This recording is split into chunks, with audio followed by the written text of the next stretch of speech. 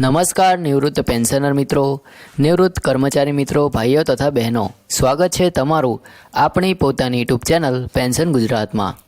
તો મિત્રો, આજના અતિ મહત્ત્વના સમાચાર મુજબ ગુજરાત રાજ્ય સહિત સમગ્ર દેશના લાખો સરકારી કર્મચારીઓ તેમજ પેન્શનરો માટે એક મોટો નિર્ણય આવવાની શક્યતા છે, કારણ કે આજ રોજ તારીખ 31 ઓક્ટોબર 2025ના રોજ ગુજરાત રાજ્યની કેબિનેટ બેઠક યોજાઈ રહી છે, જેમાં નિવૃત્ત કર્મચારીઓ અને પેન્શન ધારકોને લગતા કેટલાક અગત્યના મુદ્દાઓ પર ચર્ચા થવાની છે। તાજેતરમાં મુખ્યમંત્રી શ્રી ભૂપેન્દ્રભાઈ પટેલની સરકાર દ્વારા નવા મંત્રીમંડળનું વિસ્તરણ કરવામાં આવ્યું હતું અને હવે આ નવી ટીમની પહેલી મોટી કેબિનેટ બેઠક આજે યોજાઈ રહી છે। બધા પેન્શનરો અને કર્મચારીઓની નજર આ બેઠક પર ટકેલી છે, કારણ કે આ બેઠકમાં પગાર, ભથ્થા અને પેન્શન સંબંધિત મોટા નિર્ણયો આવી શકે છે। તો મિત્રો, આ વિશેની તમામ માહિતી આપણે આ વિડીયોમાં મેળવી લઈશું, એટલા માટે આ વિડીયોને અંત સુધી જરૂરથી જોજો। અને મિત્રો, માહિતી મેળવતા પહેલાં જો તમે અમારી ચેનલ પર નવા હોય તો આ ચેનલને જરૂરથી સબસ્ક્રાઈબ કરી લેજો, કારણ કે આ ચેનલ પર અમે દરરોજ પેન્શનર અને સરકારી કર્મચારીઓને લગતી તમામ માહિતી લાવતા રહીએ છીએ। તો મિત્રો, હવે વાત કરીએ કેન્દ્રીય સ્તરે શું થયું છે તેના વિશે। 28 ઓક્ટોબર 2025ના રોજ કેન્દ્રીય મંત્રીમંડળે 8મા પગાર પંચ માટે ટર્મ્સ ઓફ રેફરન્સ એટલે કે TOR મંજૂર કર્યા છે। આનો અર્થ એ છે કે કેન્દ્ર સરકારે હવે સત્તાવાર રીતે નવા પગાર પંચની રચના કરી છે, જે કર્મચારીઓના પગાર, ભથ્થા અને પેન્શનના તમામ મુદ્દાઓની સમીક્ષા કરશે। 8મા પગાર પંચની અધ્યક્ષ તરીકે ભૂતપૂર્વ સુપ્રીમ કોર્ટની ન્યાયાધીશ રંજના પ્રકાશ દેસાઈની નિમણૂક કરવામાં આવી છે। કમિશનના અન્ય સભ્યો તરીકે IIM બેંગ્લોરના પ્રોફેસર પુલક ઘોષ અને નાણાં મંત્રાલયના સચિવ પંકજ જૈનનો સમાવેશ કરવામાં આવ્યો છે। પંકજ જૈનને નાણાં મંત્રાલયના સચિવ તરીકે સમાવેશ કરવામાં આવ્યો છે। આ કમિશનને તેની રચના પછી 18 મહિનાની અંદર પોતાની ભલામણો રજૂ કરવાની રહેશે।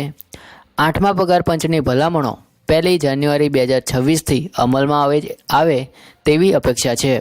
તેનો સીધો લાભ આશરે 50 લાખ કેન્દ્ર સરકારના કર્મચારીઓને અને 69 લાખથી વધુ પેન્શનરોને મળવાનો છે, એટલે કે કુલ મળીને લગભગ 1.2 કરોડ લોકોના જીવન પર આ અસર નિર્ણય કરશે।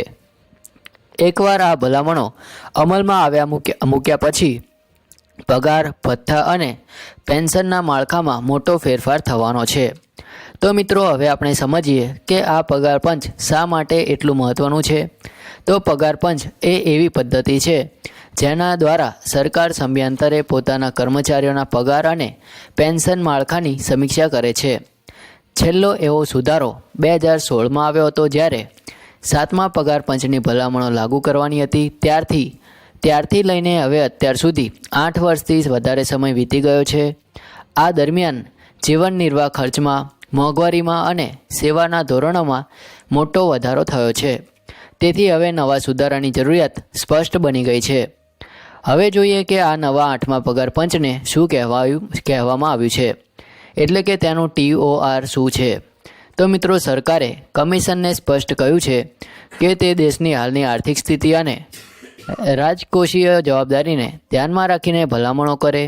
તેનો અર્થ એ છે કે પગાર અને પેન્શન વધારાને સાથે સાથે સરકારના ખર્ચ પર પણ કાબૂ રાખવાનો પ્રયત્ન કરશે।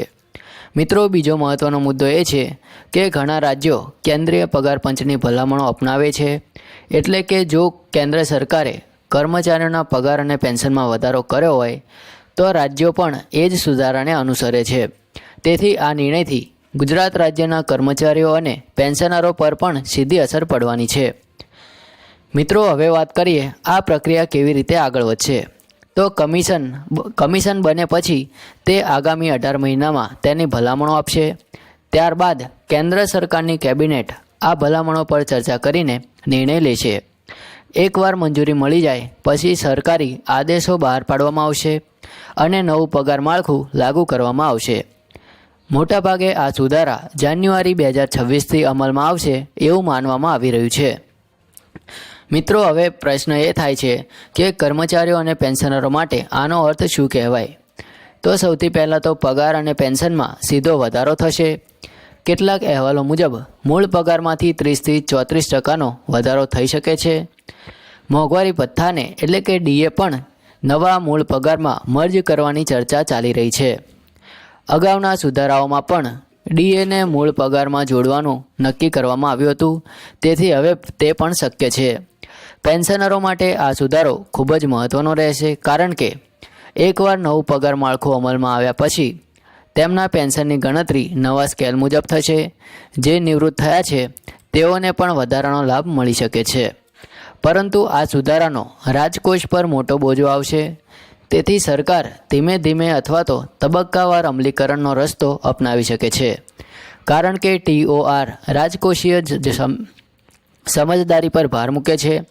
એટલે કે એકદમ મોટો વધારો કરવાને બદલે સરકાર સંતુલિત રીતે ફેરફાર લાવશે. મિત્રો, હવે વાત કરીએ કે રાજ્યો પર તેનો શું પ્રભાવ પડશે તેના વિશે. તો કેન્દ્રીય સરકાર કેન્દ્રીય પગાર પંચની ભલામણો ફક્ત કેન્દ્ર સરકાર માટે બાંધકીય હોય છે, પણ રાજ્યો સામાન્ય રીતે તેને અનુસરે છે. એટલે ગુજરાત સરકાર પણ પોતાની કેબિનેટ બેઠકમાં આ મુદ્દે ચર્ચા કરી શકે છે. શક્ય છે કે ગુજરાત રાજ્યમાં પણ સમાન વધારાને લઈને નિર્ણય લેવામાં આવે.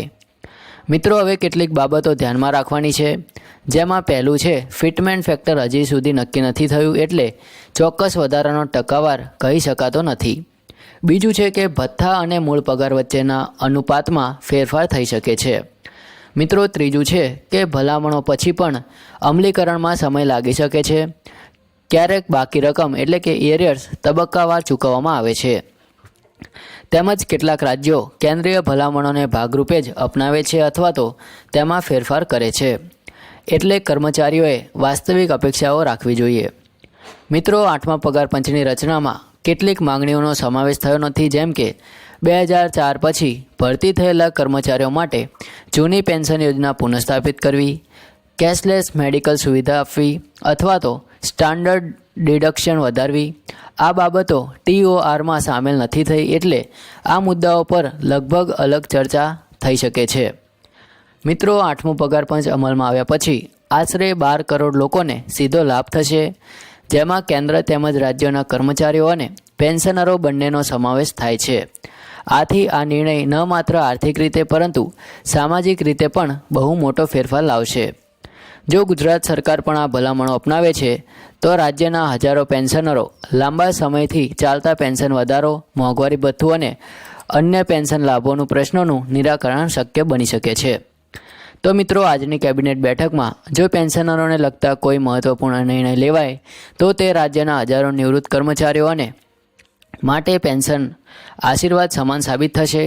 સારી રીતે કહીએ તો હવે સમય છે રાહ જોવાનો, કારણ કે કેન્દ્રીય સ્તરે નિર્ણય શરૂ થઈ ગયો છે અને રાજ્ય સ્તરે પણ હલચલ છે. આજની માહિતી તમને ઉપયોગી લાગી હોય તો આ માહિતીના દરેક મુદ્દાને ધ્યાનમાં રાખજો, કારણ કે આવનારા દિવસોમાં નવા પગાર માળખા અને પેન્શન સુધારાઓને લઈને વધુ માહિતી સ્પષ્ટ બહાર આવશે. અમે ફરી મળીશું આવી જ માહિતી સાથે. ત્યાં સુધી જય હિન્દ, વંદે માતરમ.